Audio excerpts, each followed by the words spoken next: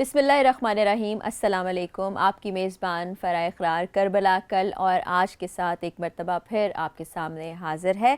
7वां मुहर्रम हो चुका है। जर्नी हज़रत इमाम हुसैन रज़ी अल्लाह ताला अन्हु की आगे से आगे बढ़ती चली जा रही है। पिछले एपिसोड में हमने आपको बताया कि ज़बाला का मकाम बड़ी अहमियत का हामिल है।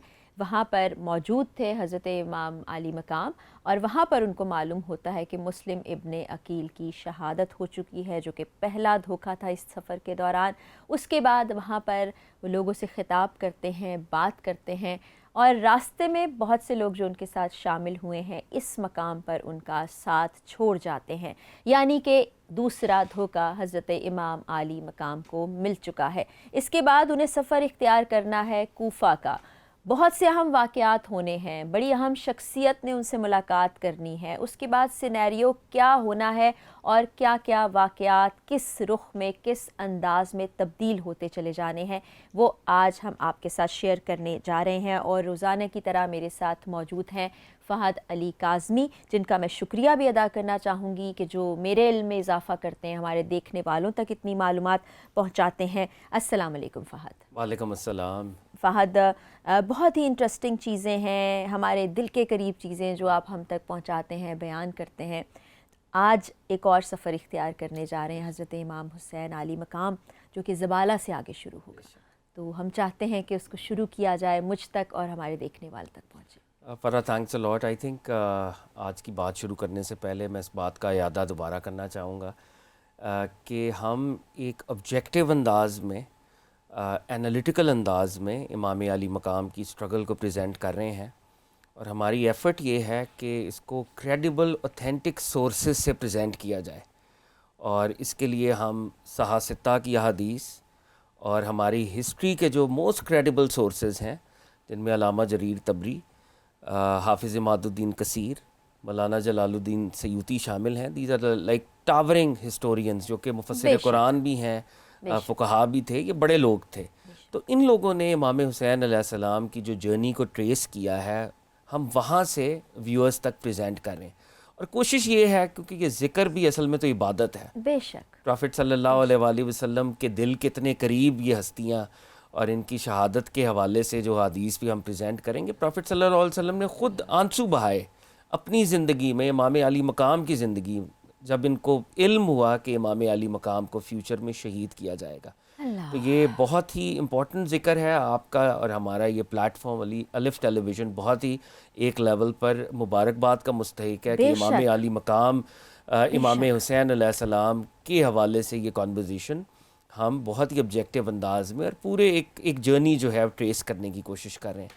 फ़रा, हम जो लास्ट टाइम जहाँ पे कॉन्वर्सेशन को हमने रोका था, ज़बाला वो टर्निंग पॉइंट है जहाँ पे इमाम अली मकाम ने अनाउंस फरमाया और आपने फरमाया कि मुस्लिम इब्ने अकील को शहीद कर दिया गया। उनके जो दूसरे कासिद हैं अब्दुल्ला इब्ने बख्तर, उनकी भी शहादत की आपने ख़बर इनायत फरमाई और साथ ये इरशाद फरमाया कि आई एम लिफ्टिंग माई बैत, क्योंकि उन लोगों ने इमाम हुसैन अलैहिस्सलाम की बैत की हुई थी और आपने कहा कि मैं अपनी बैत उठा रहा हूँ, जो जाना चाहता है चला जाए। And we all C and we all witness, आजकल भी हम देखते हैं कि जब मुश्किल वक्त होता है तो आपको सपोर्टर्स की ज़रूरत होती है। बिल्कुल। और आप कहते हैं कि सपोर्टर्स मेरे साथ रहें। ये आले रसूल का फर्जंद, ये नवासे रसूल सल्लल्लाहु अलैहि वसल्लम, ये कह रहे हैं कि जिसने जाना है चला जाए। सुभान अल्लाह। क्यों? यहाँ पे हम सबको पॉज करना पड़ेगा। इस्लाम का जो असली मतलूब है वो ये है कि कोई भी इस्लाम पर चल रहा है वो अपनी फ्री विल से, अपने इरादे से चले। क्या बात है। दीन में कोई जबर नहीं है। क्या बात है, क्या बात। कुरान की आयत है, ला इकराह फिद्दीन, दीन में कोई जबर नहीं है। अगर कोई इमाम हुसैन का साथी बनना चाहता है, कोई हक का रास्ता इख्तियार करना चाहता है, अपने इरादे से करे, किसी जबर से ना करे। इमाम हुसैन अलैहिस्सलाम ने अपनी बैत को लिफ्ट कर लिया कि मैं अपनी बैत से तुम्हें आज़ाद करता हूँ, जिसने जाना है चला जाए। लोग चले गए और जैसे आप वजह तौर पर फरमा रही थी, एक लेवल पर this was the second betrayal, दूसरा बड़ा धोखा। हज़रत मुस्लिम इब्ने अकील की शहादत वहाँ पर हुई, वो भी एक बिट्रेयल। और आज इमाम हुसैन को इस सफ़र के दौरान बहुत से लोग जो ये समझ रहे थे कि इमाम अली मकाम कूफा जाकर इक़्तिदार संभालेंगे, ہماری کافرز اور تجوریوں کو نعوذ باللہ بھرا جائے گا، تو اب موت ہے تو ہم تو ڈیزرٹ کر دیتے ہیں، تو وہ معاملہ بھی سامنے آ گیا۔ اب امام حسین علیہ السلام کا قافلہ آگے بڑھ رہا ہے، زبالہ سے آگے ایک مقام ہے جی جہاں پر امام حسین علیہ السلام اپنے ساتھیوں کو یہ ارشاد فرماتے ہیں کہ پانی بھر لیا جائے، صحیح، پانی کے ذخیرے کو جو ہے وافر انداز میں اس کا بندوبست کیا جائے۔ ٹھیک، اور میں آغاز میں فرا یہ بھی آپ سے شیئر کروں، آج 7 محرم الحرام، یہ وہ وقت ہے جب امام حسین علیہ السلام کے بلیسڈ چلڈرن، ان کی فیملی اور ان کے جو ہیلپرز ہیں، ان کے جو انصار ہیں، جی ان کے پانی کا ذخیرہ ختم ہو چکا ہے۔ 7 محرم الحرام سے پانی کا ذخیرہ ختم ہو چکا ہے۔ عرف عام میں یہ بات مشہور ہے کہ امام حسین علیہ السلام پر 7 محرم کو پانی بند کیا گیا تھا۔ اچھا، اکارڈنگ ٹو ہسٹری، بالکل، پانی امام حسین جب کربلا میں آئے تھے پہلے دن سے بند تھا۔ نہر القمی جو دریائے فرات سے ایک نہر نکلا کرتی تھی، وہ کربلا کے پاس سے گزرا کرتی تھی، اس نہر پر پہلے دن سے پہرا تھا، تو امام حسین پر پانی تو پہلے دن سے بند تھا، لیکن 7 محرم الحرام کو آپ کے پانی کا جو ذخیرہ تھا وہ بھی ختم ہو گیا تھا۔ یعنی کہ نہر سے تو پانی لے ہی نہیں سکتے تھے، وہ تو پہلے دن سے ذخیرہ بالکل ختم، ذخیرہ ختم ہو چکا تھا۔ ظلم ہوا۔ تو یہ 7 محرم الحرام کا یہ آگے جا کے ہم نے ڈسکس کرنا تھا، لیکن میں ویسے بھی آج کی تاریخ کی مناسبت سے کہ امام حسین علیہ السلام آپ کے رفقائے کار 7 محرم سے 10 محرم الحرام 3 دن بغیر کسی پانی کے رہے۔ اچھا، امام کا یہ قافلہ چل رہا ہے، امام نے پانی کے ذخیرے کا بندوبست کیا، اور آگے ایک مقام ایسا آتا ہے، مقام شراف اس کو تاریخ میں کہتے ہیں، علامہ جریر طبری اس کو ریکارڈ کرتے ہیں۔ صحیح، وہ فرماتے ہیں کہ مقام شراف پر جب امام حسین اپنے قافلے کے ساتھ جا رہے تھے تو لوگوں نے کہا کہ وہ دیکھو صحرا میں خرمے کے جیسے درخت ہوتے ہیں، جی، تو لوگوں کو درخت نظر آئے، تو وہاں پر کچھ لوکلز بھی امام حسین کے ساتھ سفر کر رہے تھے، ٹھیک، بنی اسد کے۔ انہوں نے کہا حضور یہاں پر تو کوئی نخلستان یا خرمے کے درخت یہاں پہ تو نہیں ہے، یہ تو لک و دک صحرا ہے، لیکن سامنے لگ رہا تھا کہ جیسے کوئی درخت ہیں یا پیڑ ہیں۔ تو جب فوکس کر کے دیکھا گیا اور امام کا قافلہ بھی جب آگے بڑھ رہا تھا تو دور سے ایک لشکر آ رہا تھا، اور اس لشکر کے جو نیزے تھے وہ بلند تھے، اور وہ نیزے اتنے پالشڈ تھے، ویل پالشڈ، کہ یوں لگ رہا تھا جیسے شہد کی مکھیوں کا کوئی غول ہے۔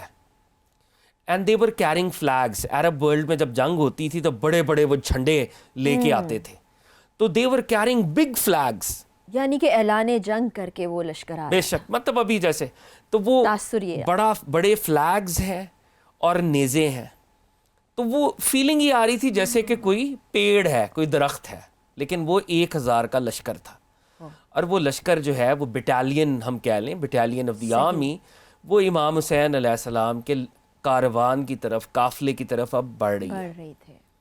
اب امام حسین علیہ السلام نے اور آپ کے جو ہیلپرز تھے، آپ کے جو انصار تھے، آپ کے جو ساتھی تھے، انہوں نے یہ فیصلہ کیا کہ ہم اس لشکر کو اوائڈ کریں۔ اچھا، تو انہوں نے ایک اور ڈائریکشن لینے کی کوشش کی، بٹ بائی دیٹ ٹائم وہ لشکر وہاں پر آ گیا، اور وہ لشکر، اس کی قیادت حر ابن یزید تمیمی کر رہے تھے، ایک بڑا نام اور کربلا کا ایک بڑا کردار۔ تو وہ آئے۔ اچھا، اب یہ حر کون ہے؟ حر فوج کے کمانڈر ہیں۔ فوج کس کی ہے؟ فوج عبید اللہ ابن زیاد کی ہے۔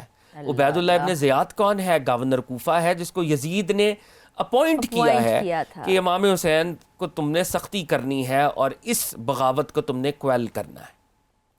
تو وہ ہو رہا ہے۔ اب امام حسین علیہ الصلوۃ والسلام نے ابھی ڈائیلاگ نہیں کیا، کوئی مکالمہ، کوئی کانورزیشن نہیں ہوئی۔ 1000 سواروں کا، 1000 رائڈرز کا یہ لشکر ہے۔ ابھی محرم سے ایک آدھ دن پہلے کا یہ واقعہ ہے، امام عالی مقام ان کو پانی پلا رہے ہیں۔ علامہ جریر طبری ریکارڈ کرتے ہیں کہ ایک سوار، ایک واریر پیچھے رہ گیا تھا۔ اچھا، وہ بعد میں پہنچا، تھوڑی لیٹ پہنچا۔ صحیح۔ وہ جب پہنچا تو وہ ایسی جگہ پر پہنچا کہ جہاں پر امام حسین ڈائریکٹلی موجود تھے، درست۔ اور امام حسین علیہ السلام نے اس کو خود پرانے وقتوں میں چمڑے کی چھاگلیں ہوتی تھی جس میں جی پانی، واٹر سکن جی انگریزی میں ہم اسے کہتے ہیں. آپ نے وہ چھاگل پکڑی اور خود اس کو پانی پلایا، اور وہ کہتا ہے کہ میرے پاس اتنی سکت نہیں تھی کہ میں اس پانی کی چھاگل کو تھام کر پانی پی لوں، اور امام حسین علیہ السلام مجھے پانی پلا رہے تھے، اور میرے پر غشی کا عالم تھا. علامہ جریر طبری ریکارڈ کرتے ہیں. یہ ہے شان یہ شان امام اہل بیت حسین. ہے، یہ خانوادہ رسالت مآب، اور یہی لوگ کر سکتے ہیں فرح. کیونکہ بالکل فتح مکہ کے اوپر پروفٹ صلی اللہ علیہ وآلہ وسلم نے واشی کو معاف کر دیا. کون واشی؟ جنہوں نے حضرت امیر حمزہ آپ کے چچا کو شہید کیا تھا. جی آپ نے ہند بن ابی سفیان کو معاف کیا. وہ کون تھیں؟ جنہوں نے حضرت حمزہ کا کلیجہ چبایا تھا. چبھایا تھا. تو یہ ان کے نواسے ہیں، یہ ان کی سنت ہے، ان کے اندر وہ نور مصطفیٰ ان کی رگوں میں دوڑ رہا ہے. اور پروفٹ صلی اللہ علیہ وآلہ وسلم کی سیرت کی یہ بیسٹ ریفلیکشن ہے. تو یہ پانی پلایا جا رہا ہے، اور اینیملز تک کو، یہاں پر اگر میں وہ عبارات ذرا لمبی ہو جائیں گی وہ میں نہیں پڑھ رہا، لیکن ہمارے ریکارڈ کے اندر موجود ہے کہ اینیملز تک کو بھی امام حسین علیہ السلام کے ساتھیوں نے، گھوڑوں تک کو پانی پلایا. اور جیسے آپ نے بروقت اور صحیح نشاندہی کی کہ اگر وہ پانی بچا رہتا تو شاید 7 محرم کے بعد بھی آل رسول کے کام آتا، لیکن آل رسول نے اپنے سٹور کیے ہوئے واٹر کو دشمن کی آرمی کے لیے فراہم کیا. اب آپ یہ دیکھیں نا کہ اتنا بڑا جگرا آل محمد کا ہی ہو سکتا ہے کہ ان کے پاس ایک ایک پانی کا قطرہ قیمتی ہے، اور وہ اس دشمن کو، ان کے جانوروں کو پلا رہے ہیں جو ان سے جنگ کرنے کی نیت سے آئے ہیں. کتنی بڑی بات ہے. تو کیوں نہ پھر لوگوں کے دلوں میں محبت پیدا ہو، کیوں نہ لوگ اپنے آپ کو حسینی کہیں، کیوں نہ یہ عقیدت ہو. کیسے ممکن ہے ایسا؟ بے شک ایسا ہی ہے. اچھا فرا، ہم اس کو کانورزیشن کو ایک سٹیپ اور اگر آگے لے کے جائیں، امام حسین علیہ الصلوۃ والسلام نے جب یہ آرمی آئی تو جی ظہر کا وقت تھا، ہسٹری ہمیں بتاتی ہے. ٹھیک. تو آپ کے ساتھ ایک موزن بھی ٹریول کر رہے تھے آپ کے ساتھیوں میں سے جو اذان دیا کرتے تھے. آپ نے اپنے موزن کو حکم دیا کہ آپ اذان دیں، اور ظہر کی جو ہے اس وقت نماز ادا کی گئی. آپ نے پوچھا کہ تم لوگ ہمارے ساتھ نماز پڑھو گے یا علیحدہ نماز پڑھو گے؟ تو انہوں نے کہا نہیں، ہم سب آپ کے پیچھے نماز پڑھیں گے. تو نماز امام حسین علیہ السلام کے پیچھے پڑھی گئی.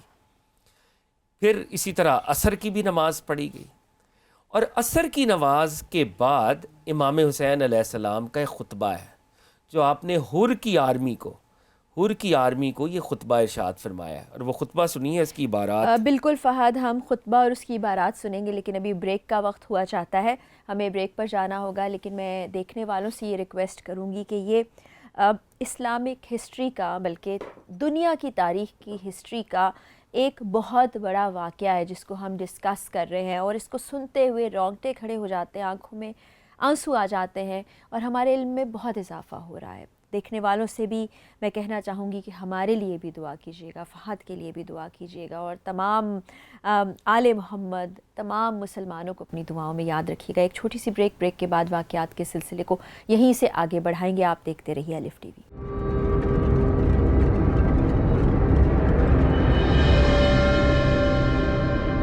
تمام دیکھنے والوں کو کربلا کل اور آج میں خوش آمدید کہتے ہیں، اور مجھے اس بات کا پورا یقین ہے کہ جتنے ہمارے دیکھنے والے ناظرین ہیں ان کو ہمارے اس خصوصی پروگرام کے ذریعے سے سیکھنے کو بہت کچھ ملا ہوگا. اور جو لوگ پہلے سے یہ تمام واقعات جانتے ہیں، کیونکہ یہ بڑے اوتھینٹک کتابوں سے جمع کیے ہوئے واقعات اور ہسٹری ہیں، ان کی بھی یادداشتیں ایک مرتبہ پھر سے تازہ ہو گئی ہوں گی. بریک پر جانے سے پہلے ہم بڑی اہم بات کر رہے تھے کہ جو آخری لشکر سے دور رہ جانے والا شخص پہنچا، اس کو حضرت امام عالی مقام نے اپنے ہاتھوں سے چھاگل کے ذریعے سے پانی پلایا.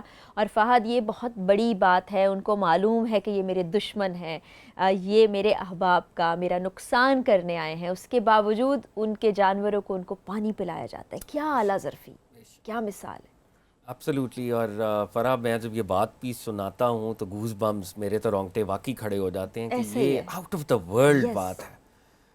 یہ ظرف واقعی یا تو رسالت مآب صلی اللہ علیہ وآلہ وسلم کا ہے، یا پھر انہی کی آل اولاد کا ہے. بے شک. اور جب یہ حدیث ہمارے سامنے آتی ہے کہ حسین مجھ سے ہے اور میں حسین سے ہوں، تو یہ واقعات پھر ہمیں سمجھ آ جاتی ہے کہ یہ وہی کنٹینیوٹی ہے جو نور مصطفیٰ علیہ الصلوۃ والسلام کی یہ ریفلیکشنز تھی. اور کربلا کے اندر ایسے بہت سے واقعات آپ کے سامنے انشاءاللہ آئیں گے. تو فرا میں عرض کر رہا تھا کہ اب عصر کے وقت امام علی مقام نے علیہ الصلوۃ والسلام نے خطبہ ارشاد فرمایا. اور حر کا مینڈیٹ کیا تھا؟ حر 1000 کی آرمی کا بٹالین کا وہ اس کی قیادت کر رہا تھا. اور یہ بٹالین جو ہے قادسیہ ایک مقام تھا، قادسیہ پر یہ اسٹیشن تھی. اور اس کو حکم دیا گیا کہ تم امام حسین کو انٹرسیپٹ کرو، اور امام حسین کوفہ جانے کی کوشش کر رہے ہیں، تم نے ان کو کوفہ آنے سے روکنا ہے. درست. تو حر کا جو مینڈیٹ تھا کہ امام علی مقام کو کوفہ نہیں جانے دینا. صحیح. اور نمبر 2 ان کو گرفتار کر کے اریسٹ کر کے ابن زیاد کے دربار پہ لے کے آنا ہے. مطلب یہ 2 مینڈیٹس تھے. یعنی یہ اگر آزادی کے ساتھ کوفہ میں آ جائیں گے تو پھر کوفہ میں تو ریولوشن آ سکتا ہے. بے شک. تو اگر یہ کوفہ آئیں تو ہی شوڈ بی اریسٹ، مطلب یہ اریسٹ ہو کر آئیں، گرفتار ہو کے آئیں، آزاد یہ کوفہ میں نہ آئیں. اب حر جو ہے اس مینڈیٹ کے ساتھ یہاں پر تشریف لائے ہیں. امام حسین علیہ السلام خطبہ ارشاد فرماتے ہیں حمد و ثنا کے بعد، ایھا الناس، اے لوگو، اگر تم خوف خدا کرو گے اور حقداروں کے حق کو پہچانو گے تو خوشنودی خدا کا باعث ہوگا. ہم اہل بیت رسول ہیں صلی اللہ علیہ وآلہ وسلم، اور یہ لوگ جو تم پر حکومت کرنے کا دعویٰ رکھتے ہیں جس کا انہیں حق نہیں ہے، یہ تمہارے ساتھ ظلم کرتے ہیں. اگر تم کو ہم سے کراہت ہے، ہمارے حق سے تم واقف نہیں ہو، اور اپنے خطوں میں اور اپنے پیغامیوں کی زبانی تم نے جو مجھے کچھ کہلا بھیجا ہے، اگر اب وہ تمہاری رائے نہیں ہے تو میں تمہارے پاس سے واپس چلا جاتا ہوں. امام علی مقام نے یہ ارشاد فرمایا کہ ہم اہل بیت رسالت مآب سے ہیں، اور جو آپ پر لوگ گورنمنٹ کر رہے ہیں یہ ان کا حق نہیں ہے. اور نمبر 2 یہ ظلمن آپ کے اوپر گورنمنٹ کر رہے ہیں. اور تھرڈلی مجھے لیٹرز لکھے گئے، اگر تم لوگوں کی رائے تبدیل ہو گئی ہے آئی کین گو بیک، میں واپس چلا جاتا ہوں. اور اس دور کی آرمیز کی بھی ریالٹی ذرا سمجھیں. اس دور میں اسٹینڈنگ آرمی نہیں ہوتی تھی کوئی، اس دور میں مرسنریز ہوتے تھے، کرائے کی فوج جیسے ہم کہتے ہیں. ایک شخص ہے وہ اس کو 3 ماہ کے لیے ہائر کر لیا گیا، 2 ماہ کے لیے ہائر کر لیا گیا، یعنی وہ عام دنوں میں کوئی اور کام بھی کر سکتا ہے. ٹھیک ہے. تو جب آپ کہہ رہے ہیں نا تم لوگوں نے خط لکھے، اب ان لشکر کے اندر ایسے لوگ موجود ہیں جنہوں نے خود یا ان کے رشتہ داروں نے امام کو خط لکھے تھے، اور اب یزید اور ابن زیاد کی تنخواہ کے اوپر وقتی طور پہ وہ اس لشکر میں شامل ہو چکے ہیں. کیونکہ اس دور کی میں آرمی کوئی سٹینڈنگ آرمی نہیں ہوتی تھی کہ ایک فورس، تو وقتی طور پہ کوئی 3 ماہ کے لیے آرمی میں چلا گیا کسی مہم پہ، اور ان کا انٹرسٹ کیا ہوتا تھا، ہمیں مال غنیمت ملے گے، ہمیں اسپوائلز آف وار ملیں گے، اور اس کی مدد سے پھر ہم اپنے گھر بار کا خرچہ چلائیں گے. تو وہ اسپوائلز آف وار، انعام و اکرام کے چکر میں اپنی تلواریں نیزے لے کے وہ کسی ایک بٹالین کے اندر شامل ہو جایا کرتے تھے. تو امام حسین نے یہ خطبہ ارشاد فرمایا. اب جب یہ خطبہ حر کے سامنے امام علی مقام نے دیا، حر نے جب یہ سنا کہ امام حسین علیہ السلام کو خطوط لکھے گئے ہیں تو حر نے کہا کہ میں تو ان خطوط سے لا علم ہوں، جو بھی کورسپونڈنس آپ کے ساتھ ہوئی ہے، I am not privy to this information. صحیح. اور مجھے تو یہ کہا گیا ہے کہ میں آپ کو گرفتار کروں. درست. اور آپ کو میں آزاد کوفے میں نہیں جانے دوں گا. اب امام حسین علیہ السلام نے اپنے قافلے والوں کو کہا کہ کوفے کی طرف ڈائریکشن کو موڑو. اور جب امام حسین علیہ السلام یہ حکم دے رہے تھے تو تاریخ یہ بتاتی ہے کہ حر نے فزیکلی امام حسین کی سواری کو روکنے کی کوشش کی. اچھا. اور انہیں کہا کہ میں آپ کو آگے نہیں جانے دے سکتا. اچھا. جناب حر نے جب امام حسین علیہ السلام کو روکا تو امام حسین علیہ السلام جلال میں آ گئے. اور عربی کا ایک محاورہ ہے، آپ نے فرمایا اے حر تو کیا کرتا ہے، تیری ماں تجھ پہ روئے. جب آپ کسی شخص کے جرم پر اس کے پیرنٹس کو یاد دلاتے تھے تو یہ بہت بڑی بات ہوتی تھی کہ تمہارے پیرنٹس کی کیسی تربیت ہے، یا تمہارے اس عمل کے اوپر تم اپنے ماں باپ کو بھی تکلیف دے رہے ہوگے کہ یہ عمل ٹھیک نہیں ہے. تو اس کو جھنجھوڑنے کے لیے کہا تیری ماں تجھ پہ روئے، تم کیا کر رہے ہو. تو اس پر پلٹ کر حر نے کہا، اور یہ علامہ جریر طبری نے لکھا، دیگر ہسٹریز کے اندر یہ جملہ موجود ہے، اس نے کہا کہ حضور اگر پورے عرب میں کوئی اور شخص مجھے یہ کہتا کہ تمہاری ماں تجھ پہ روئے تو میں پلٹ کر یہی جملہ اس کو کہتا، لیکن کیا کروں، میں آپ کے بارے میں یہ جملہ نہیں کہہ سکتا کیونکہ آپ کی ماں سیدۃ النساء العالمین ہے۔ اللہ اللہ اللہ اللہ۔ تو جناب حور کا یہ جو ادب تھا، even when he was part of the army of the enemy, وہ دشمن کی طرف تھے، لیکن اس وقت بھی انہوں نے بی بی فاطمہ سلام اللہ تعالیٰ علیہا کا ادب فرمایا۔ اور ایک لگتا یوں ہے، وجدان یوں کہتا ہے کہ یہ جو ادب کا ایک لمحہ انہیں میسر تھا، شاید 10 محرم الحرام ان کو یزید کی آرمی سے امام علی مقام کے قدموں تک لے آیا۔ سبحان اللہ سبحان اللہ۔ اس ایکسچینج آف ورڈز کے بعد حر نے کہا کہ حضرت میں آپ کو ایک آپشن دے سکتا ہوں کہ کوفہ کی طرف تو میں نے آپ کو جانے نہیں دینا، ٹھیک، اگر کوفہ جائیں گے میں گرفتار کروں گا، اچھا واپس بھی آپ کو میں جانے نہیں دے سکتا، کسی تھرڈ ڈائریکشن کی طرف اپنے اچھا، قافلے کو موڑ۔ واپسی بھی ناممکن قرار دے دی۔ واپسی بھی آپ کی ممکن نہیں ہے کیونکہ مجھے حکم یہ ہے، حر نے یہ کہا مجھے آپ کے قتل کا حکم نہیں ہے، میں آپ کو قتل نہیں کر سکتا، صحیح، لیکن نہ آپ واپس جا سکتے ہیں نہ آپ کوفے کی جانب جا سکتے ہیں، تو میں آپ کے ساتھ ساتھ چلتا ہوں، اپنے قافلے کا رخ کسی تیسری ڈائریکشن کی طرف موڑ لیجئے۔ تو یہ وہ مرحلہ تھا کہ امام حسین کو اپنے قافلے کی ڈائریکشن کو موڑنا پڑا، اور امام علی مقام اب ایک تیسری ڈائریکشن کی طرف آپ کا کاروان بڑھ رہا ہے۔ یہ نہ مدینے کی ڈائریکشن ہے نہ کوفہ کی ڈائریکشن ہے، یہ ایک تیسری ڈائریکشن ہے۔ اور یہ تیسری ڈائریکشن کی طرف جب امام علی مقام موو کر رہے ہیں تو 2 محرم الحرام، ٹھیک، اور 2 محرم الحرام کو ابن زیاد کا ایک لیٹر حر ابن یزید ریاحی کو ملتا ہے۔ صحیح، اچھا، اس سے پہلے کا بھی ایک بہت امپورٹنٹ واقعہ جو مس نہیں ہونا چاہیے، اور آئی تھنک یہ بھی یہاں پہ ایڈ کرنا پڑے گا، امام علی مقام نے 2 خطبے ارشاد فرمائے ہیں۔ اچھا، جب ہم ٹریول کر رہے ہیں تو 2 خطبے ارشاد فرمائے، اور وہ خطبے بڑے اہم ہیں۔ ایک خطبہ مقام بیضا کے اوپر آپ نے ارشاد فرمایا، اور وہ امام کے مشن کو بتاتا ہے، تو اس خطبے کی کچھ لائنز میں پڑھنا چاہوں گا۔ ضرور۔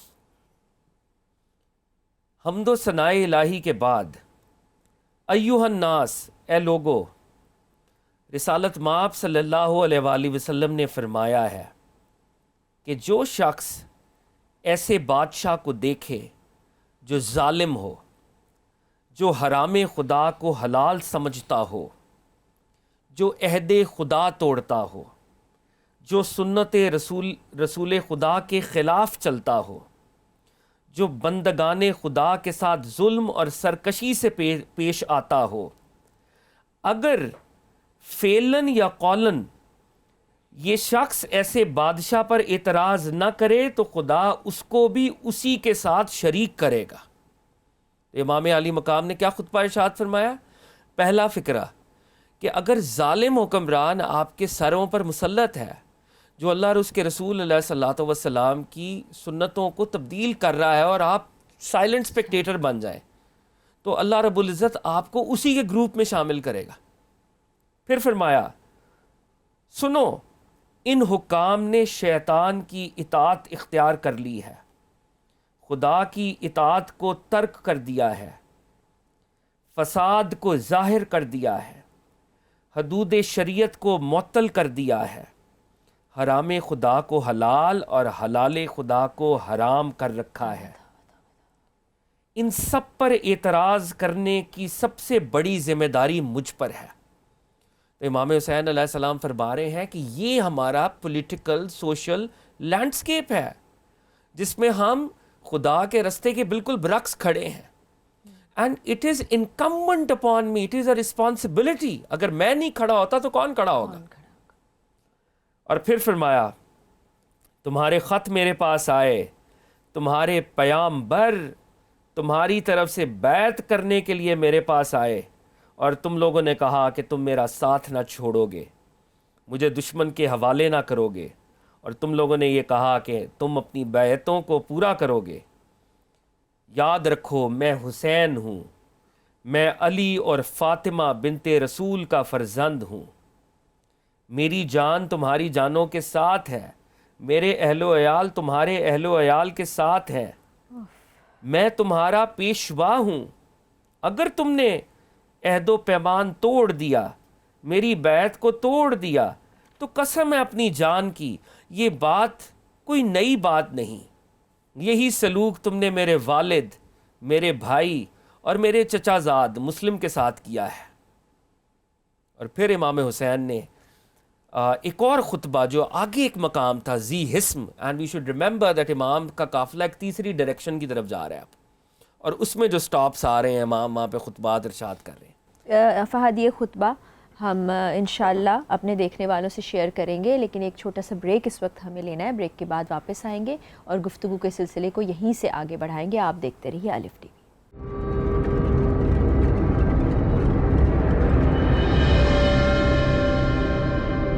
میں ہوں آپ کی میزبان فرح اقرار، اور تمام دیکھنے والے ناظرین کو ایک مرتبہ پھر کربلا کل اور آج میں خوش آمدید کہتی ہوں۔ بہت سی اہم چیزیں ہم ڈسکس کر رہے ہیں۔ اس وقت ہم پہنچے ہیں حضرت امام حسین رضی اللہ تعالیٰ عنہ کے دوسرے خطبے پر، جو کہ انہوں نے اب ڈائریکشن چینج کر لی ہے۔ وہ کوفہ کی طرف نہیں جا رہے ہیں، کہاں جا رہے ہیں وہ بھی ہم آپ کو بتائیں گے، بلکہ ہمارے دیکھنے والے جانتے ہی ہیں، اور راستے میں کیا کیا مشکلات آئیں گی۔ اس دوران خطابات کیے گئے، پہلا خطبہ آپ سے شیئر کیا ہے، دوسرا خطبہ فہد بتانے جا رہے تھے کہ ہم بریک پر چلے گئے، تو فہد دوسرے خطبے سے ہمیں آگاہ کیجیے گا۔ فرح، اس سے پہلے کہ میں دوسرے خطبے کی عبارت پڑھوں، ایک چیز میں ضرور یہاں پہ کہنا چاہتا ہوں۔ بہت سے لوگ ہمارے ہاں بنو امیہ کو اور یزید کو بچانے کی بھی ایک کوشش ہوتی ہے، جی ایسا ہی ہے۔ امام عالی مقام کے جو خطبے ہیں یہ اتمام حجت ہے، کہ لوگوں کو پتہ چل جائے کہ سامنے کون ہے، سامنے جوانان جنت کا سردار ہے، سامنے سرکار دو عالم علیہ الصلوۃ والسلام کا نواسہ ہے، سامنے بی بی فاطمہ اور حضرت علی المرتضیٰ کے بیٹے ہیں۔ اگر یہ ان کو نعوذ باللہ دین کا علم نہ ہو تو کس کو علم ہوگا؟ تو جو آپ کی سٹرگل ہے اور آپ کے خطبات ہیں، اور ان خطبات میں جو آپ اپنا تعارف بھی کروا رہے ہیں، اور جو پولیٹیکل سوشل لینڈسکیپ کے کو کرٹیک بھی کر رہے ہیں، یہ بات بڑی اہم ہے، اور یہ بذات خود یزید اور یزید کے گورنرز پر چارج شیٹ ہے کہ انہوں نے جان بوجھ کر انٹینشنلی امام اور امام کے ساتھیوں پر ظلم و ستم کے پہاڑ کو توڑا۔ بالکل۔ امام حسین علیہ السلام کا جو خطبہ ہے یہ اگلی ایک منزل ہے، ہسٹری میں اس کو ذی حسم کا مقام کہتے ہیں، مقام ذی حسم۔ تو فرمایا حمد و ثناء الہی کے بعد ہر خطبے میں پہلے رب العزت کی پاکیزگی بیان کرتے ہیں، حمد کرتے ہیں، اس کے بعد فرماتے ہیں کیا تم دیکھ نہیں رہے کیا حال ہو رہا ہے؟ دنیا بدل گئی پہچانی نہیں جاتی، نیکیاں روح گرداں ہو گئیں اور بالکل گئی گزری، یعنی اب تو کوئی نیکیوں کی بات ہی نہیں کر رہا، پائٹی کی کوئی بات ہی نہیں کر رہا۔ اب رہا کیا، برتن کا دھون رہ گیا۔ جیسے ایک مثال ہے نا، جیسے ایک برتن صاف ستھرا ہوتا ہے اور پھر اس کے اندر کوئی لیفٹ اوور چیز رہ جائے، تو وہ جو لیفٹ اوور گندگی ہے، دھون، مطلب کیا رہ گیا؟ برتن کا دھون رہ گیا۔ اور کیا تم نہیں دیکھتے کہ حق پر عمل نہیں ہوتا، باطل سے پرہیز نہیں کیا جاتا؟ مومن کو تو اب چاہیے کہ حق پر رہے اور خدا سے ملاقات کرے۔ میں دیکھتا ہوں کہ مر جانا شہادت ہے اور ظالموں میں زندگی بسر کرنا امر ناگوار ہے۔ تو امام حسین علیہ السلام کہہ رہے ہیں کہ سچویشن از سو بیڈ کہ ایسی سچویشن میں تو شہادت اختیار کرنا ضروری ہو گیا ہے، اور ایسی سچویشن میں زندہ رہنا تو امر ناگوار ہے۔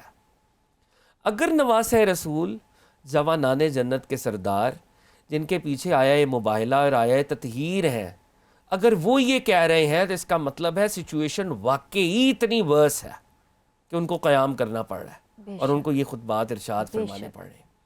تو اب آپ نے تو مقام ذو حسم میں اپنی شہادت کا اعلان ایک طرح سے کر دیا ہے کہ زندہ رہنا میرے لیے امپورٹنٹ نہیں ہے، ایسی زندگی سے تو شہادت بہتر ہے کہ میں اللہ رب العزت سے ملاقات کروں۔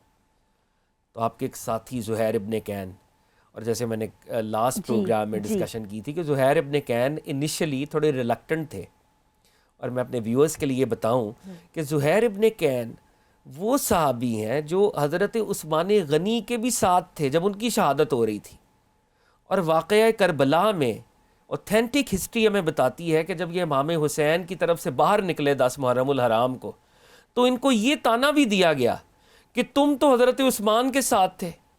تو انہوں نے تو پھر یہی کہا کہ بھائی وہ بھی مظلوم تھے، میں ان کے ساتھ تھا، اور آج میں ان کے ساتھ ہوں بالکل، اور فرنٹ رینکس کے اندر ہوں. یہ ہماری ہسٹری کی یہ بات ہے، اور اوتھینٹک ہسٹری میں آپ کے سامنے پریزنٹ کر رہا ہوں. تو جناب زہیر ابن کین جو کہ قافلہ اپنے اوائڈ کر رہے تھے، ہم نے لاسٹ ایپیسوڈ کے اندر یہ پڑھا اور سنا، ڈسکس کیا. آج انہوں نے پھر امام کا یہ خطبہ سن کر وہ کھڑے ہوئے، اور انہوں نے اپنے قافلے کے اندر دیکھا. انہوں نے کہا کوئی بات کرنا چاہے گا؟ لوگوں نے کہا نہیں، ہم تو نہیں، آپ کوئی بات کرنا چاہیں تو کریں. تو انہوں نے پھر خطبہ ارشاد فرمایا، اور انہوں نے کہا حمد و ثناء الہی کے بعد، اے اللہ کے نبی کے فرزند ابن رسول، آپ کے ارشاد کو ہم قبول کرتے ہیں. واللہ، اللہ کی قسم، اگر دنیا ہمارے لیے باقی رہنے والی ہوتی اور ہم اس دنیا میں ہمیشہ رہنے والے ہوتے تو ہم تب بھی آپ کی مدد اور غمخواری کرتے. ہمیں اس دنیا کو چھوڑنا پڑ جاتا جو ہمیشہ کی ہوتی تو ہم اس دنیا سے آپ کے ساتھ کو بہتر نہ سمجھتے بلکہ آپ کے ساتھ کو بہتر سمجھتے. یعنی زہیر ابن کین کیا فرما رہے ہیں؟ اگر دنیا اٹرنل ہوتی اور اس اٹرنل دنیا کی ہمیں قربانی دینی پڑ جاتی تو امام تب بھی ہم آپ کے ساتھ ہوتے. یہ تو دنیا ویسی فانی ہے جس دنیا میں ہم ہیں. اس دنیا میں تو ہر کسی نے موت کا ذائقہ چکھنا ہے. تو یہ تو ہمارے لیے آنر کی بات ہے کہ فرزند رسول ہم آپ کے ساتھ ہیں. تو امام حسین علیہ الصلوۃ والسلام، ہسٹری بتاتی ہے کہ آپ نے حضرت زہیر ابن کین کے لیے دعائے خیر اس وقت فرمائی اور ان کو دعا دی، اور یہ ان کا جذبہ تھا، اور یہ سارے حسینیوں کا جو اس وقت. اور فرا مجھے یہ کہنا ہوگا، میں 1 منٹ کا پاز لیتے ہوئے یہ بات کہنا چاہ رہا ہوں. امام حسین کی قربانی کے بعد دنیا میں 2 ہی فرقے ہیں، یا آپ حسینی ہیں یا آپ یزیدی ہیں. اور ہر حسینی سرکار دو عالم علیہ الصلوۃ والسلام کا اصل میں سچا غلام ہے، کیونکہ امام حسین حق کا استعارہ ہے اور یزید باطل کا استعارہ ہے. تو either you are with Imam, and if you are with Imam, you are actually with the Prophet Muhammad sallallahu alaihi wasallam. You are with Khulafai Rashideen, you are with Awliya Allah, you are with prophets of all times. اگر آپ یزید کی طرف ہیں شعور کے درجے میں بھی، اگر آپ یزید کی طرف ہیں، اگر شعور کے درجے میں بھی آپ یزید کی طرف ہیں تو سمجھیں کہ آپ حقیقت میں بھی یزید کے ساتھ ہیں. ہاں، آپ پھر ظالم ہیں، اور اگر آپ دوسرے کیمپ میں ہیں تو آپ مظلوم ہونے کے ساتھ ساتھ حق پرست بھی ہیں. اب یہاں پر ہم پہلے دن سے ذکر کر رہے ہیں کہ یہ مارکہ حق و باطل ہے. جو حق کے ساتھ کھڑا ہے ذہنی طور پر بھی کھڑا ہے، جسمانی طور پر بھی کھڑا ہے، اور اگر باطل کے ساتھ ہے تو وہ پھر اس کیمپ سے خارج ہے. اللہ تعالیٰ سب کے لیے خیر و عافیت رکھے اور حق کے کیمپ میں شامل ہونے کی توفیق عطا فرمائے. فہد، بڑی ہی جذباتی چیزیں ہوتی ہیں اور ہم کوشش کرتے ہیں کہ بڑے ایک کمپوزڈ انداز میں پہنچائے، لیکن ظاہر ہے کہ ہم انسان ہیں اور مسلمان ہیں اور حق کے ساتھ ہیں تو کنٹرول نہیں ہو پاتا ایٹ ٹائمز. تو فہد، مزید واقعات آپ بتا رہے تھے کیونکہ بہت زیادہ انٹینس ہوتی جا رہی ہے سچویشن، تو قابو رکھنا خود پہ بڑا مشکل بھی ہے. اللہ تعالیٰ آپ کے اور جتنے بھی لوگ سنیں گے آپ کے جذبات کو قبول فرمائے، اور رب العزت ہمیں امام حسین علیہ السلام کی شفاعت نصیب ہو اور ہم ان کے رستے پہ رہیں، اور ہماری زندگی کے جو کربلائیں ہیں، جو ٹرائلز ہیں، ان میں ہم یزیدی نہ بنے، ہم حسینی بنے. یہ اللہ سے ہم ضرور دعا کریں. میں تو صرف یہی دیکھنے والوں سے بھی کہنا چاہوں گی کہ جب بھی کبھی ایسا وقت آئے، چاہے آپ کی جان کو بھی کیوں نہ خطرہ ہو، تو یہ آپ اہل بیت کو یاد کر لیجیے گا، آل محمد کو یاد کر لیجیے گا، جنہوں نے حق کی خاطر اتنی بڑی بڑی قربانیاں دیں، اور حق کا ساتھ دیجیے گا، کیونکہ یہ دنیا فانی ہے، ہم نے یہاں نہیں رہنا ہے. تو بات کرتے ہیں حق کی، بات کرتے ہیں امام عالی مقام کی، اور آگے بڑھتے ہیں. اچھا فرح، یہ جو امام حسین کے خطبات کا ایکسچینج ہوا ہے، امام حسین نے اپنے مشن کا دوبارہ سے اظہار فرمایا ہے، اور اپنی شہادت کی بھی ایک طرح سے آپ نے آلریڈی بتا دیا ہے کہ اس پولیٹیکل لینڈسکیپ میں تو میں زندہ نہیں رہنا چاہوں گا، اور پھر ان کے انصار نے جس طرح سے سپورٹ کا اظہار کیا ہے. امام عالی مقام ایک مقام پر پہنچے ہیں، اور امام کے جیسے ہم نے پچھلے پروگرامز میں بھی بتایا تھا کہ امام نے ملٹیپل میسنجرز بھیجے تھے، اور جناب مسلم ابن عقیل کی شہادت کا علم تو انہیں ہوا زبالہ کے مقام کے اوپر. جناب عبداللہ ابن بختر ان کے ایک اور جو ساتھی اور میسنجر تھے، قاصد تھے، ان کی شہادت کا بھی علم وہاں پہ ہوا. آپ کے ایک اور تیسرے میسنجر بھی تھے، اچھا. اور یہ جو تیسرے میسنجر تھے قیس بن مسہر، ان کی شہادت، ان کی بھی شہادت ہوئی. اور ان کی شہادت یہ ایسے ہوئی کہ عبید اللہ ابن زیاد جو گورنر تھا، انہوں نے ان کو انٹرسیپٹ کیا. ان کے پاس امام حسین کا خط تھا، وہ خط جو ہے وہ حاصل کیا گیا، اور کوفہ کے اندر ان کو گورنر ہاؤس لے جایا گیا، اور ان کو یہ کہا گیا کہ نعوذ باللہ تم امام حسین اور ان کی فیملی کے خلاف پبلکلی نازیبا الفاظ استعمال کرو، نعوذ باللہ. تو یہ امام کے میسنجر جب کھڑے ہوئے تو انہوں نے عبید اللہ ابن زیاد کے بارے میں نازیبا الفاظ کہے، اور کہا کہ لوگو، امام حسین جو ہیں، امام حسین وہ نواسہ رسالت مآب ہیں، میں ان کا میسنجر ہوں، وہ راستے میں ہیں، وہ کوفہ آ رہے ہیں، ان کو تمہاری مدد کی ضرورت ہے، تو ان کی مدد کرنا. اور جب انہوں نے مدد کرنے کی اناؤنسمنٹ کی تو عبید اللہ ابن زیاد نے ان کی گردن جو ہے وہ سر قلم کر دیا، اور ان کی باڈی کو بھی اوپر سے نیچے پھینکا گیا کیس. تو جناب امام حسین کو اب اس پوائنٹ کے اوپر جب اب یہ سفر کر رہے ہیں تو یہ اطلاع ملتی ہے کہ آپ کے ایک اور میسنجر حضرت قیس، ان کو بھی عبید اللہ ابن زیاد نے شہید کر دیا ہے. That's the third messenger of امام علی مقام. اور امام علی مقام اس وقت قرآن عظیم الشان کی آیت تلاوت کرتے ہیں، سورہ احزاب کی آیت نمبر 23، اور امام کی آنکھوں میں بھی آنسو تھے. ہسٹری ہمیں بتاتی ہے کہ جب انہیں بتایا گیا کہ قیس بن مسہر کو ایوان کی چوٹی سے نیچے گرا کر شہید کیا گیا، تو امام علی مقام کی آنکھیں یہ سن کر ڈبڈبائیں اور آنسوؤں کو ضبط نہ کر سکے، اور آپ نے یہ آیت پڑھی. میں اس آیت کا ترجمہ پڑھ رہا ہوں. فرمایا، ان میں سے کوئی گزر گیا، کوئی انتظار کر رہا ہے، اور ان لوگوں نے ذرا تغیر و تبدل نہیں کیا. قرآن کی آیت اللہ والوں کے لیے ہے، اللہ والوں کی ثابت قدمی کے لیے ہے. تو امام حسین نے قرآن کی آیت پڑھی کہ کچھ لوگ اپنی شہادت اختیار کر گئے، اپنی منزل کو پا گئے، اور جو پیچھے رہ گئے ہیں ان میں بھی ذرا برابر تبدیلی یا چینج نہیں ہے. They are equally steadfast and they are also ready to embrace شہادت. اب امام حسین کا یہ قافلہ جو ہے وہ جا رہا ہے، اور یہاں پہ ہسٹری بتاتی ہے کہ ایک علاقہ ہے عزیب الحجنات، اس علاقے کو کہتے ہیں. بالکل ٹھیک ہے عراق کے فہد. اندر یہ بالکل فہد، اس مقام کی ہم بات کریں گے، اور اب جو ساتھی رہ گئے ہیں حضرت امام حسین کے، ان کے ساتھ وہ ساتھ ہی سفر کریں گے. میرے خیال میں یہ وہی لوگ رہ گئے تھے جن کو ہم 72 لوگوں کے نام سے پکارتے ہیں. یہاں پر ایک چھوٹا سا بریک لیں گے، بریک کے بعد واپس آتے ہیں تو فہد جو واقعات ہم سے شیئر کرنا چاہ رہے تھے وہ کریں گے. آپ دیکھتے رہیے الف ٹی وی.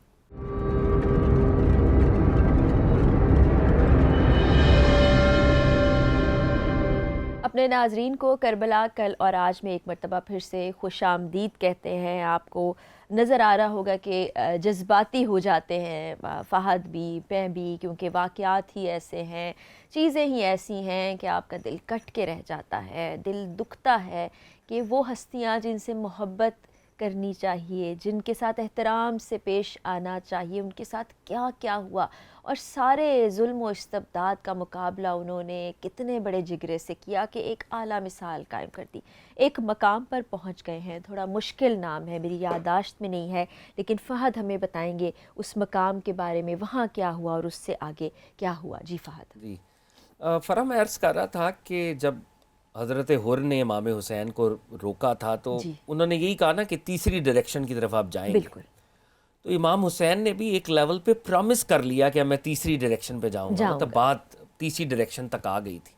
تو اب جب تیسری ڈائریکشن میں جا رہے ہیں تو ایک مقام عزیب الحجنات ہسٹری میں آتا ہے، یہ مقام آیا اس رستے میں. تو وہاں پہ کچھ لوگ آئے امام حسین کے پاس، اور امام حسین کی وہ کے سپورٹرز تھے بنیادی طور پہ. اور ان میں سے جو شخص جو ان کی قیادت کر رہا تھا ان کا نام تھا تریمہ بن عدی. اچھا. تریمہ بن عدی امام حسین کے پاس آئے، اور تریمہ بن عدی نے کہا کہ سر، ہم پیچھے پہاڑی علاقوں میں رہتے ہیں، غسان کی پہاڑیاں ہیں، پہاڑی سلسلہ ہے، آپ ہمارے ساتھ ان پہاڑی سلسلوں کی طرف آ جائیں. اور یہ پہاڑی سلسلے ایسے ہیں کہ ہم پہ تو ایرینینز نے بھی حملے کیے جو پرانے وقتوں کی سپر پاور تھی, رومنز نے بھی حملے کیے, تو وہ ہمارا کچھ نہیں بگاڑ سکے. Come with us, we will protect you, we will support you. صحیح. ہم آپ کو پروٹیکٹ کریں گے, ہم آپ کو سپورٹ کریں گے. ہمارے ساتھ چوتھی ڈائریکشن میں چلیں, اچھا, پہاڑی کی جانب, صحیح. پہاڑی سلسلے کی جانب, وہ ہمارا علاقہ ہے. تو امام حسین علیہ السلام نے فرمایا کہ میرے اور حر کے درمیان ایک کال ہو چکا ہے, اب میں اس ڈائریکشن کی طرف سفر نہیں کر سکتا. کیا دنیا بھر میں جب وارز ہوتی ہیں, جب بیٹلز ہوتی ہیں, تو بیٹل تو ہے ہی دھوکہ, ایسا ہی ہے. ایک دوسرے کو ڈسیو کرنا, ڈسیپشن کے ساتھ وکٹریز کو حاصل کرنا. وہ تو انگریزوں کا تو محاورہ ہی یہ ہے, everything is fair in love and war. Yes. اب وار ہے, بیٹل ہے. امام حسین علیہ السلام کے پاس ساتھی نہیں ہے, نمبرز نہیں ہے, لیکن وار کے اندر حر کے ساتھ وعدہ ہے کہ اس ڈائریکشن پہ جاؤں گا. سپورٹر آ کے کہہ رہا ہے کہ میرے ساتھ پیچھے پہاڑی سلسلے میں چلیں, تو امام علی مقام اس کو ریفیوز کر رہے ہیں کہ میری اس سے بات ہو چکی ہے, میں اس سے وعدہ کر چکا ہوں, پلیج کر چکا ہوں, میں اس ڈائریکشن کی طرف نہیں جا سکتا. تو امام علی مقام کا یہ قافلہ جو ہے وہ چل رہا ہے. وہ کہتے ہیں کہ امام علی مقام اپنے گھوڑے پر جب سوار ہوتے تو ساتھ آپ کے بڑے بیٹے علی بن الحسین الاکبر, وہ آپ کے ساتھ والے گھوڑے پر آپ کو اسکاٹ کیا کرتے تھے. صحیح. اور جیسے ہم اگلی ایپیسوڈز میں دیکھیں گے کہ امام حسین کے ہر بیٹے کا نام علی تھا. علی اکبر, علی دا senior, Ali Awsat, Ali the middle one, Ali Asghar, Ali the junior. آپ کے سارے بیٹوں کا نام علی تھا. اور اس کے پیچھے بھی حکمت تھی. وہ حکمت کیا تھی کہ امام علی مقام کے دور میں حضرت علی المرتضیٰ, یعنی یہ جو گورنمنٹ قائم ہوئی تھی, ان کے خلاف ایک نیگیٹو پروپیگنڈا کیا جاتا تھا. جی. حضرت علی المرتضیٰ کے خلاف ایک بہت بڑا نیگیٹو پروپیگنڈا تھا. تاریخ کے واقعات میں ہمیں میں ابھی اس سیڈ چیپٹر کے اندر نہیں جانا چاہتا, لیکن امام علی مقام جوانان جنت کے سردار نے اپنے ہر بیٹے کا نام علی رکھ کر یہ بتایا کہ میرا والد علی ہے اور میرے بیٹے کا نام بھی علی ہے, اور علی بلندی کو کہتے ہیں. واہ, علی بلند ہے, کیا بات, کرم اللہ وجہہ. تو آپ کے سارے بیٹوں کا نام علی تھا. تو اب آپ کے جو بڑے بیٹے ہیں علی الاکبر, علی بن الحسین الاکبر, وہ آپ کو اسکاٹ کر رہے ہیں.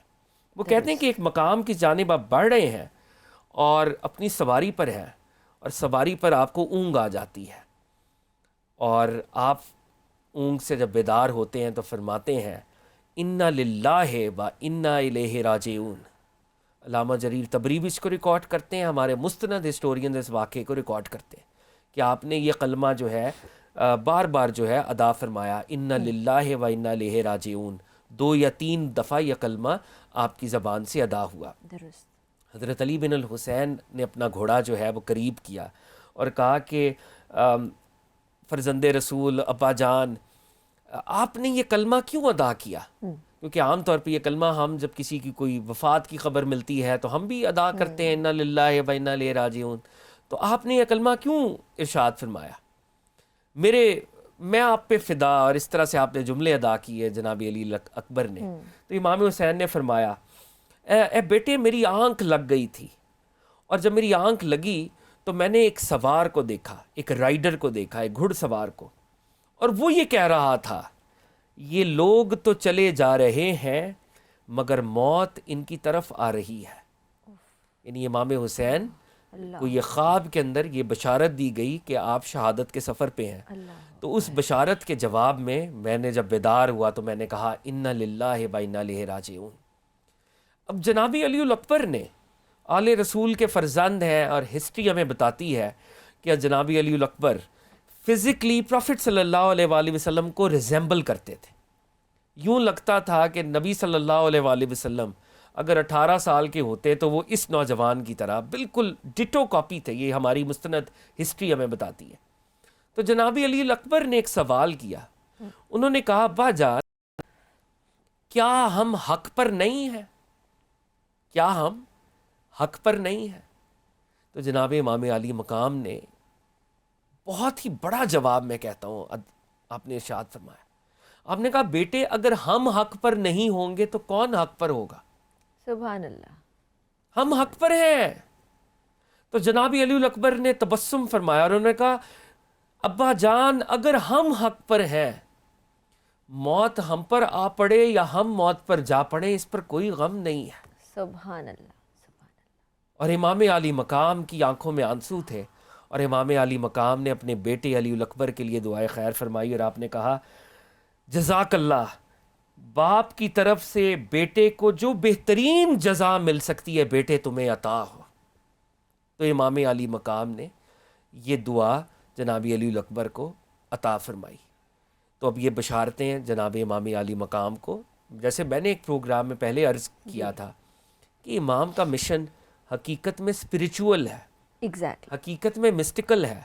یہ دنیا کا معاملہ ظاہر کا معاملہ ہے، یہ دنیاوی طور پہ معاملات ہیں، لیکن اسپریچول معاملہ ہے کہ امام علی مقام نے صبر و رضا کی اس عظیم منزل پر فائز ہونا ہے جس کو ہمارے اولیاء اللہ مقام فنا کہتے ہیں. جب آپ مقام فنا پر فائز ہوتے ہیں تو آپ کو حقیقی بقا ملتی ہے، پھر آپ ہمیشہ کے لیے زندہ ہو جاتے ہیں. تو یہ معاملہ اسپریچول ہے، اس لیے اس معاملے کے اسپریچول ہنٹس بھی ساتھ ساتھ ڈراپ ہو رہی ہیں، اسپریچول سائنز بھی ساتھ ساتھ، سمبلز بھی ساتھ ساتھ مل رہے ہیں. بالکل. اب یہ وہ مقام ہے کہ امام علی مقام جب آگے بڑھ رہے ہیں تو عبید اللہ ابن زیاد کا خط حر کو ریسیو ہوتا ہے. صحیح. اور اس خط کی عبارت بھی میں پڑھ دیتا ہوں. بالکل. وہ کہتا ہے کہ میرا قاصد اور میرا خط جب تمہیں پہنچے تو حسین کو بہت تنگ کرنا، ان کو ایسی جگہ پر روک دینا جہاں چٹیل میدان ہو، کوئی پناہ کی جگہ نہ ہو، جہاں پانی نہ ہو. دیکھو میں نے اپنے قاصد کو حکم دیا ہے کہ وہ تم پر نگران رہے، تمہارا ساتھ نہ چھوڑے جب تک کہ میرے پاس یہ خبر نہ لے کر آئے کہ تم نے میرے حکم کو پورا کر دیا ہے. تو اب عبید اللہ ابن زیاد حر کو یہ لیٹر پہنچاتا ہے. وہ لیٹر پہنچتا ہے کہ جیسے ہی یہ لیٹر تمہیں رسیو ہو امام حسین کو وہیں پر روکو. اور کیسی جگہ پہ روکو؟ چٹیل میدان میں، جہاں پہ کوئی سایہ نہ ہو، جہاں پر کوئی پانی نہ ہو، اور فوری طور پر زمین ان کے اوپر تنگ کر دو. یعنی اب امام حسین ٹریول بھی نہیں کر سکتے.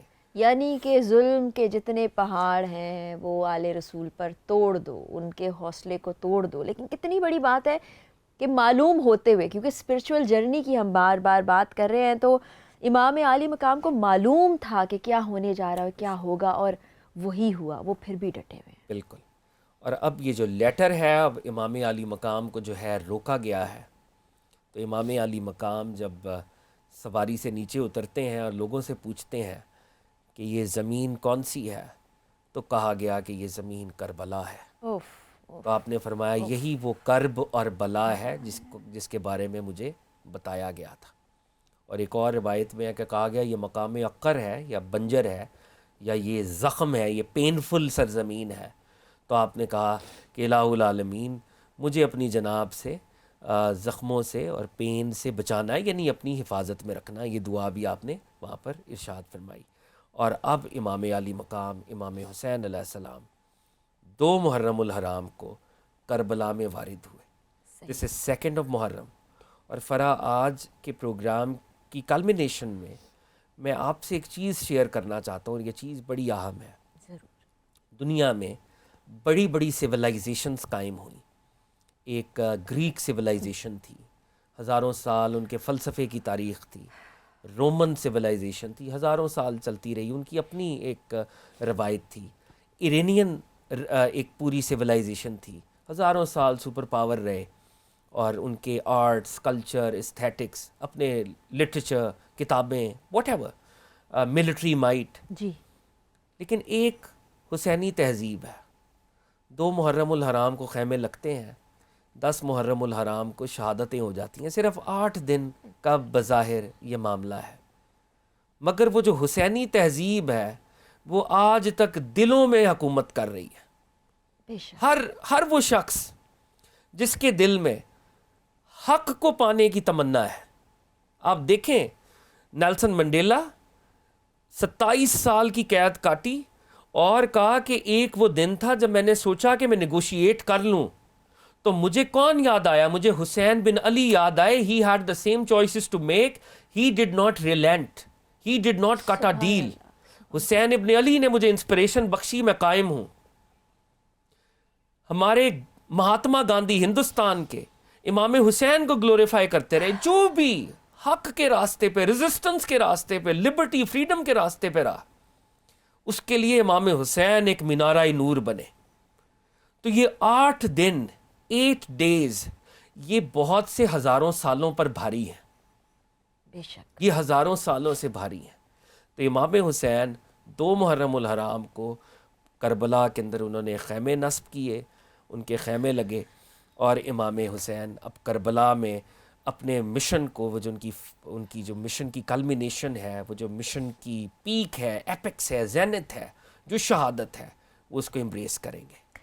فہد، بہت ہی جذباتی آج کا پروگرام ہمارا رہا. دیکھنے والوں کو یہ معلوم ہوا کہ کیوں اس کو ہم بار بار حق و باطل کا، تاریخ کا سب سے بڑا واقعہ گردانتے ہیں. ہم کسی بھی قید میں نہیں ہیں، ہر قید و بند سے آزاد ہیں. ہم مذہب کی بات نہیں کرتے، ہم کسی فرقے کی بات نہیں کرتے، ہم کسی ملک کی بات نہیں کرتے، ہم کسی بر صغیر کی بات نہیں کرتے. ہم بات کرتے ہیں سچ اور حق. سچ اور حق پر اس وقت موجود ہیں حضرت امام عالی مقام، جن کا مرتبہ بہت بلند ہے، جس کو ہم سمجھنے سے بھی قاصر ہیں. یہ واقعات اس لیے بیان کیے جا رہے ہیں تاکہ ہماری یادداشتوں میں یہ بات نقش ہو جائے کہ جب بھی کبھی مشکل پڑے تو حضرت امام حسین رضی اللہ تعالیٰ عنہ کو یاد کرنا ہے.